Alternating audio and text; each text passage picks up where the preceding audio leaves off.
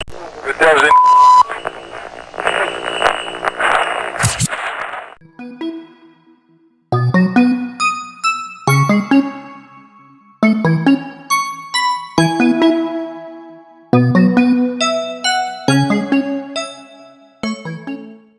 think generational wealth has to do with passing on wealth from one generation to the next. Let's say if I build wealth, I have to be able to pass it down, and that means, of course, arming my descendant with the right skills to multiply that so that it continues down the family lane.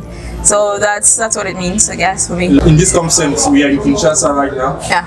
And there's that concept where if a father dies, the boys have to forsake whatever the fathers built to the father brothers and have to make their own. Yeah. So do you think such custom, does it contribute to generational life, or is it killing it?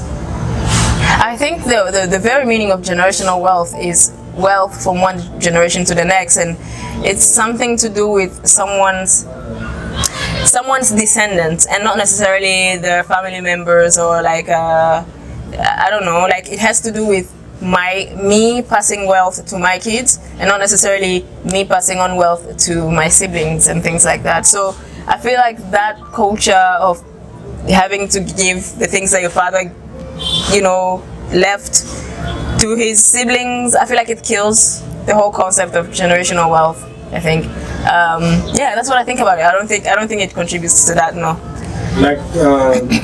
For the children who inherit generational wealth, do you think it does make them lazy, or the reason why that culture has been there to make them hardworking, because they may feel like, since our father left us this, I don't have to work anymore?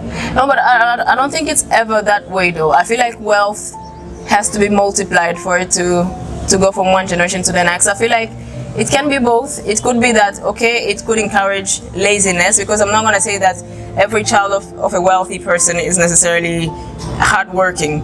So yes, I can see a way that it can contribute to laziness, but I feel like the idea of generational wealth is equipping your descendants with the skills for them to multiply the wealth that you're leaving for them. I feel like it has more good than bad. Because otherwise the concept wouldn't be alive anymore, because there are people that have inherited wealth from their parents that are still multiplying it now. If they were necessarily lazy, maybe that concept wouldn't exist anymore. So I feel like yes, it can encourage laziness, but I feel like there are more good than bad, I guess. So what do you think the proper training for women or wives to prepare the sons or the daughter to take care of whatever legacy the father is left? For me, I feel like education is the best way to go. If you have children and you're wealthy, you're building wealth, you have to equip them in a way that when you are no longer there, they can manage whatever you are leaving. When it comes to their spouses, how to equip their spouses, I feel like everybody, at the end of the day, they know who they are marrying.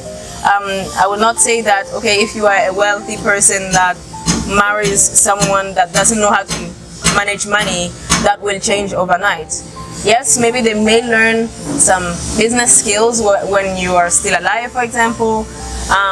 But at the end of the day, I feel like it comes down to the choice that every individual makes about their life partner. So maybe when you are choosing a life partner, choose one that, even though they may not have your money skills, they have the capability or the willingness to learn more about that. So I would feel like the choice of a partner is more important than educating your partner on what to do. Okay, so the last question on this topic.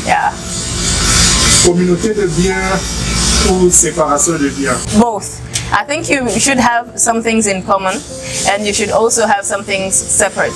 Like when we're talking about bank accounts, for example, you can have a common bank account, even though you may know what each other is earning. You may have a common house bank account, and you decide how much each is contributing based on how much you earn. But I believe that you can also have separate accounts of yourselves as an individual.